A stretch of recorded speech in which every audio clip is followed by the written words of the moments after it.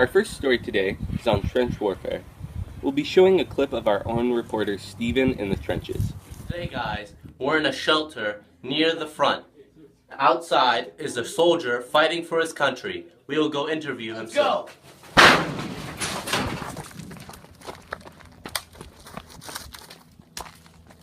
You want to be interviewed? Yeah, sure, let's go.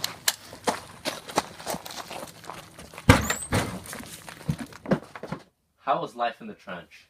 We have no rations left and we're slowly starving. How is trench warfare? It's terrible. There's a lot of artillery fire and there's a lot of trench foot and everybody's dying. Have you lost anybody? Yes, I've lost many close friends. Thank you. That sounds awful. The Americans are here! Go. Sadly, we haven't seen Steven or the soldier since. And now on to our next topic. It will be medical care in the war. Today we are at the Battle of Somme, inspecting casualties from the German side. Oh look, it's an injured soldier. Oof, ouch, my bones. Better kill myself. Do you need medical care? Oh, yes I do. Medic?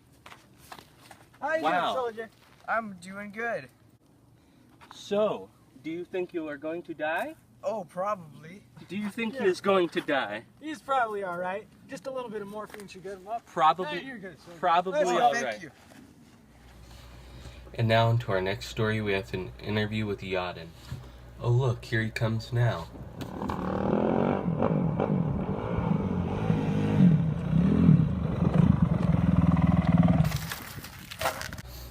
Hey there, can I interview you? Yeah, sure, let's do it. What is your place of birth? The place I was born was Germany.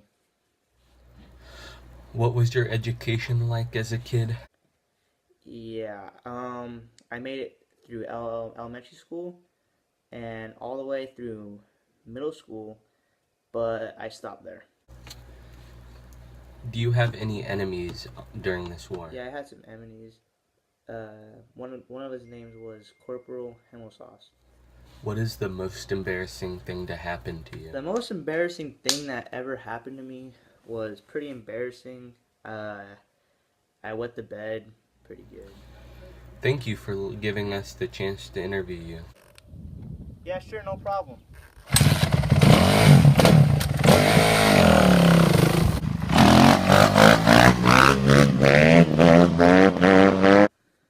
Okay. Why war brings out the worst in people is because there are some people that are more messed up than others. In some circumstances, it could either be you or the enemy. Being in a situation can change. Someone in World War One, people would do anything to survive, even if it costed someone else's life. In the book All Quiet on the Western Front, two soldiers were contemplating on shooting a recruit in the head because he wasn't going to make it out alive. Luckily, they were stopped by their fellow soldiers. They were trying to put the recruit out of his misery. The soldiers in World War I would treat their prisoners of war like animals. Russian prisoners had to eat through the Germans' garbage in order to stay alive. The food is scarce, so they eat everything they get their hands on. The soldiers and officers in World War I would let their enemies and allies alike get caught on the barbed wire and then just leave them to die.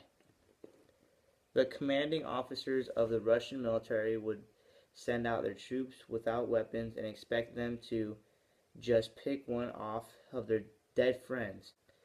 It would be traumatizing to charge machine guns without only the weapons of our fallen allies. The Germans made gas and used it as a weapon. This is very bad due to the fact that this was a very painful way to die. And if you lived, you could be permanently blind if you did not make it out of the gas in time. World War I was filled with violent and terrible actions, which made it one of the most infamous wars in modern history. This editorial gave you some of the terrible acts of World War I to show you how war can bring out the worst in people. Fuck, I gotta hit that up.